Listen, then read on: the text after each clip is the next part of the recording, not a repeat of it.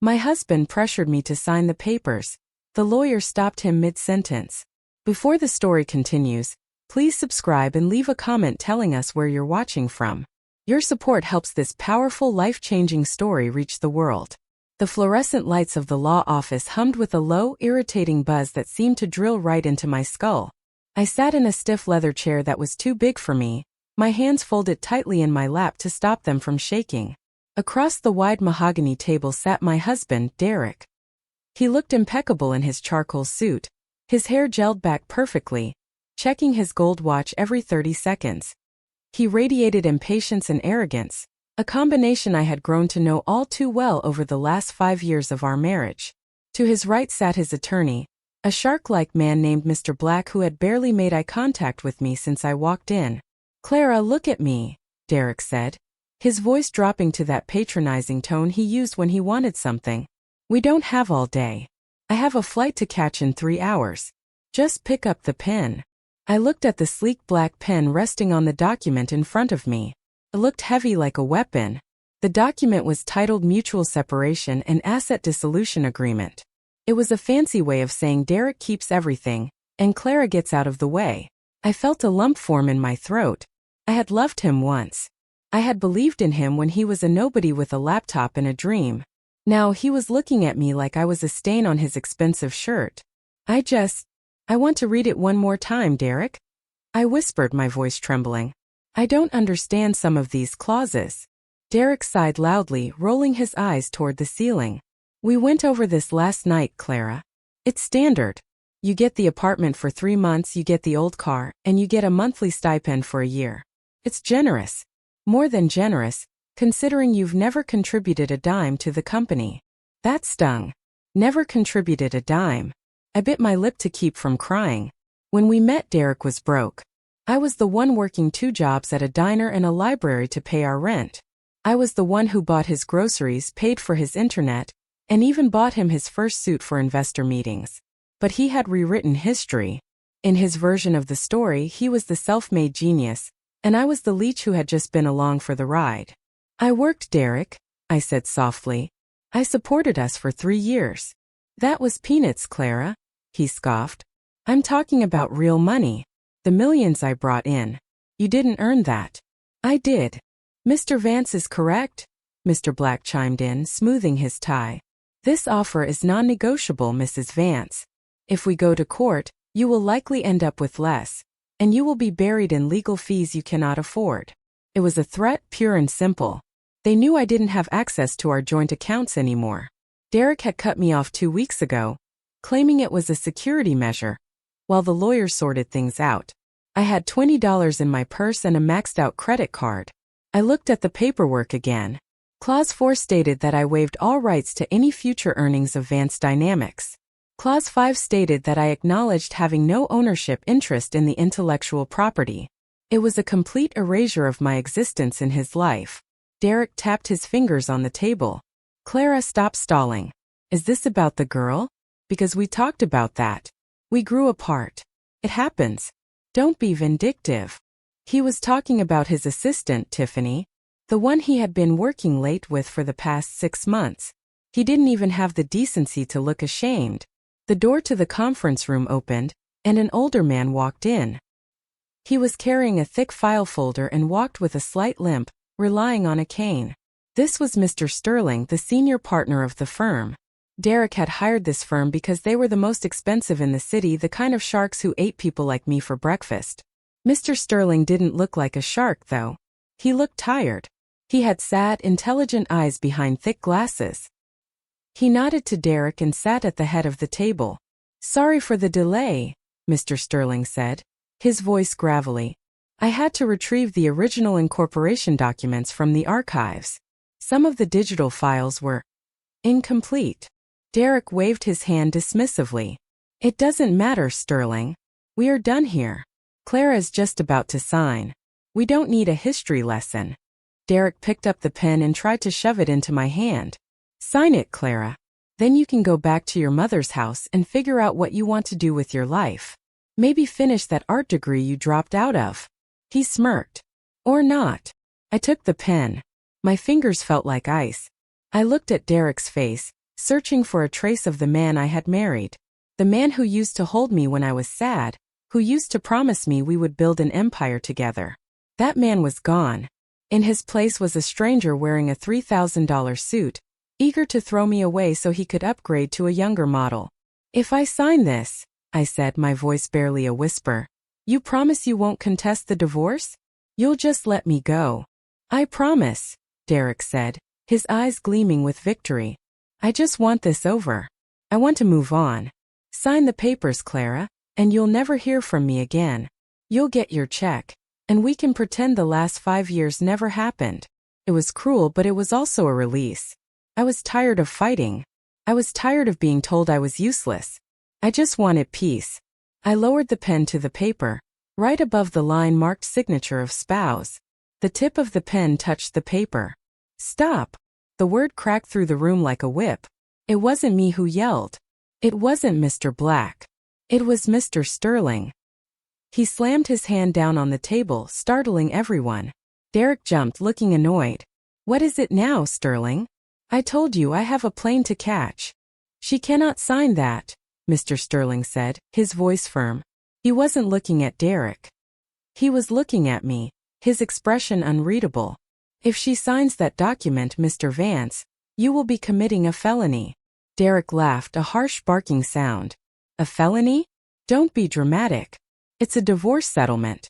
I'm being generous." "It is not a settlement," Mr. Sterling corrected him. "It is a fraudulent transfer of assets. And I will not have my firm's name attached to it." Mr. Black looked confused. "Sir, I drafted this myself. It's standard boilerplate." "You drafted it based on the information Mr. Vance provided," Sterling said, opening his file. "But Mr. Vance left out a very important detail regarding the founding of Vance Dynamics." Derek's face flushed a deep shade of red. "I didn't leave out anything. I founded the company 5 years ago. I built it from the ground up. Clara was just there." "You incorporated the company 5 years ago, yes," Mr. Sterling said, pulling out a yellow document. "But the initial capital? The seed money? Where did that come from?" Derek shifted in his seat. I had savings. And I took out a loan." "No," Sterling said calmly. "You didn't have savings. Your credit score was 500 at the time. You couldn't get a loan for a sandwich, let alone a tech startup." Sterling slid a piece of paper across the table. It was a copy of a check. A check for $100,000.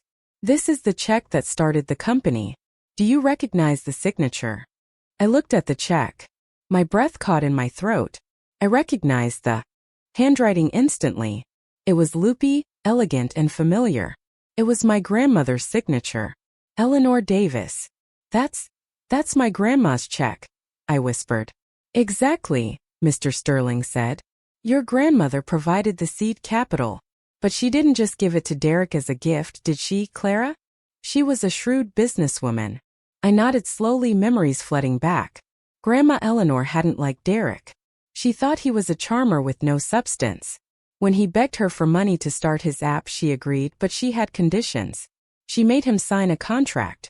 She made him sign a partnership agreement, I said, looking at Derek. He was staring at the table, refusing to meet my eyes. "I remember now. She said she was investing in me, not him." "Precisely," Mr. Sterling said. He pulled out another document, this one with a blue cover. The Silent Partner Agreement. It states that while Derek Vance is the public face and CEO of the company, the majority shareholder, holding 51% of the stock, is the entity providing the funding. That entity, Sterling continued, was the Eleanor Davis Trust. Derek slammed his fist on the table. "Which dissolved when the old hag died 2 years ago. She's dead. The trust is gone." "Watch your mouth," I snapped, a sudden surge of anger replacing my fear. "Don't you dare talk about her like that." "He is incorrect anyway," Sterling said, adjusting his glasses. "The trust did not dissolve. It vested. Upon the death of Eleanor Davis, the assets of the trust, including the 51% controlling stake in Vance Dynamics, transferred to the sole beneficiary." Sterling turned his gaze to me. "You, Clara." The room went silent. You could hear the hum of the lights again, but this time it sounded like the countdown of a bomb. Derek looked like he was going to be sick. Mr. Black was frantically reading the document Sterling had produced. This changes everything, Black muttered. If she owns 51%. It means, Sterling said, that Derek Vance is an employee, a minority shareholder. He does not have the authority to dissolve the assets because they aren't his to dissolve. And this document he wants you to sign? It's a quitclaim deed disguised as a settlement. He is trying to trick you into signing away your 51% stake for a rental apartment and a used car. I looked at Derek. The betrayal was so deep it felt physical. He knew. He had known this whole time. That's why he was rushing me. That's why he wanted me to sign before I hired my own lawyer. He wasn't just trying to divorce me. He was trying to steal my company. My grandmother's legacy. You knew, I whispered. You knew I owned the company. You didn't do any of the work. Derek shouted, standing up. I stayed up late. I coded the app. I took the meetings. You just sat at home. You don't deserve it. I supported you. I yelled back, standing up too. I fed you. I clothed you. And my family paid for your dream. You used me, Derek. You used me and my grandmother. Sit down, Mr. Vance, Sterling commanded. His voice was like iron. We are not done. Derek glared at him but slowly sank back into his chair. He looked cornered. So what? Derek spat. She owns the shares. Fine. I'll buy her out. I'll give her $1 million. That's more money than she's ever seen. You don't have $1 million, Sterling said. Not personally. Your liquidity is tied up in the company accounts. Accounts that you cannot access without the signature of the majority shareholder. Sterling looked at me. Which is Clara. This is ridiculous. Derek laughed, a high-pitched, hysterical sound. I am the CEO. I control the accounts. Not anymore, Sterling said. Clause 12 of the partnership agreement. In the event of marital dissolution or infidelity. Sterling paused for effect. Infidelity? Derek choked. You can't prove that. We don't need to prove it in court, Sterling said. The clause states that if the minority partner files for divorce, it triggers an automatic audit and a freeze on all executive powers until the majority partner determines the future of the company. Sterling smiled, a thin, cold smile. You filed for divorce 3 days ago, Derek. You triggered the clause yourself. I felt a strange sensation spreading through my chest. It was power. For years I had felt small. I had felt like a passenger in Derek's life. But I wasn't the passenger. I was the owner of the car. So, I said, looking at Mr. Sterling, I control the company? Right now. Yes, ma'am, Sterling said respectfully. You can fire the CEO. You can liquidate the assets. You can do whatever you wish. I looked at Derek. He was sweating profusely now. The arrogance was melting away, revealing the scared little boy underneath. Clara, he stammered. Baby, let's not be rash. We built this together. We can work this out. You don't know how to run a tech company. No, I said. I don't. But I know how to hire people who do. I looked at the papers he had wanted me to sign. Picked them up. You wanted me to sign this? I asked. You wanted me to walk away with nothing? I was trying to protect you. Derek lied, his eyes darting around the room. The market is volatile. I didn't want you to lose money. Liar, I said calmly. I ripped the document in half. The sound of tearing paper was incredibly satisfying. I ripped it again and again, until it was a pile of confetti on the mahogany table. I'm not signing your settlement, Derek. I'm firing you. You can't fire me. Derek screamed. I am Vance Dynamics. The investors love me. The investors love the profit, Sterling corrected. And frankly, your recent spending habits, the company jet, the expense dinners with Miss Tiffany, have been raising eyebrows at the board meetings. Meetings which, I might add, Clara should have been invited to. Derek looked at Mr. Black for help. Do something. Fix this. Mr. Black closed his folder. I'm afraid there is nothing I can do, Mr. Vance. If this partnership agreement is valid, and it appears to be, you are in a very precarious position. I would advise you to stop talking. I want him out of the building, I said to Sterling. Does the company own the apartment we live in? Sterling checked his file. Yes. The penthouse is listed as a corporate asset for executive housing. And the car? I asked. The Porsche? Also a company lease. I turned to Derek. Then I want you out of the apartment. Today. And give me the keys to the car. You're kicking me out? Derek gasped. I have nowhere to go. Tiffany lives in a studio. Then I guess you'll be getting cozy, I said. You have until 5 p.m. to vacate the premises. Derek stared at me with pure hatred. You're enjoying this, he hissed. You vindictive little. I'm not enjoying it, I said, feeling a tear finally roll down my cheek. I'm heartbroken, Derek. I loved you. I would have given you everything if you had just been honest. If you had just treated me like a partner instead of a servant.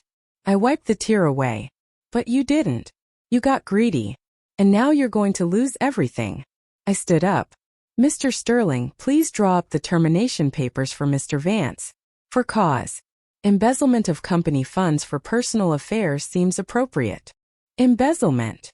Derek shrieked. I didn't steal. It's my company. It's Clara's company, Sterling reminded him. And using corporate funds to pay for your mistress's jewelry is, legally speaking, theft from the majority shareholder. Derek slumped back, putting his head in his hands. He knew he was beaten. He had played a high-stakes game of poker, assuming I didn't know I held a royal flush. I'll sign whatever you want, Derek whispered. Just don't press charges. Please, Clara. I don't want to go to jail. The mighty Derek Vance reduced to begging. It was pathetic. I won't press charges, I said. If you sign a full confession, resign immediately, and waive any claim to alimony or marital support. No alimony? Derek looked up. But I have no income. You're firing me. You have a degree, I said, echoing the words he had said to me so many times. You're a smart guy. You'll figure it out. Maybe you can get a job at a library. They're hiring. Derek looked at Mr. Black. Mr. Black nodded. It's the best deal you're going to get, Derek. Take it. Derek picked up the pen, the same pen he had tried to force on me. His hand shook violently. He signed his name on the blank pad Sterling provided. He signed away his CEO title, his salary, and his pride. Thank you, I said. Now leave. I have a company to evaluate. Derek stood up slowly. He looked older, smaller. He walked to the door but paused with his hand on the handle. He looked back at me. I did build it, you know, he said weakly. The code. It was mine. The code was yours, I agreed. But the opportunity was mine. And you squandered it. He opened the door and walked out. I heard him arguing with someone in the hallway, probably Tiffany, before the elevator dinged and he was gone. The room was quiet again. Mr. Black stood up, looking uncomfortable. I should go. I will send over the formal resignation papers by morning. He hurried out, eager to distance himself from the disaster. I was left alone with Mr. Sterling. Are you okay, Clara? He asked gently. I sat back in the big leather chair. For the first time it didn't feel too big. It felt like a throne. I don't know, I admitted.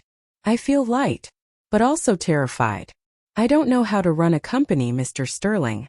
You don't have to do it alone, Sterling smiled. Your grandmother appointed a board of advisors in the trust. People she trusted. They have been waiting for you to take your rightful place. He closed the file. She knew this day would come, Clara. She told me, Derek is a sprinter but Clara is a marathon runner. He'll burn out but she'll finish the race. I smiled through my tears. She really said that? She did. She believed in you. She just wanted you to find your own strength. He pushed the partnership agreement toward me. Now, as the majority shareholder, we have some business to attend to. The board is meeting next week. Shall I tell them you'll be attending? I looked at the window. The city skyline stretched out before me. Somewhere out there, Derek was hailing a cab, unemployed and homeless. And I was here. Yes, I said firmly. Tell them I'll be there. And Mr. Sterling. Yes, Clara. I want to set up a scholarship fund, I said, for women who want to start their own businesses. I don't want anyone else to have to rely on a man like Derek to fund their dreams. Sterling beamed. An excellent first executive decision. I'll draft the paperwork. I walked out of the law office an hour later. The sun was setting, painting the sky in shades of purple and gold. I checked my phone. I had 15 missed calls from Derek and 3 nasty texts from Tiffany. I blocked them both. I hailed a taxi. "Where to, lady?" the driver asked. I thought about the empty penthouse that was now mine. I thought about the company that bore my husband's name. A name I would change tomorrow. Maybe Davis Dynamics had a better ring to it. "Take me to Vance Dynamics," I said. "I have some redecorating to do." As the car pulled away, I took a deep breath. My life wasn't over. It was just beginning. And this time I was holding the pen.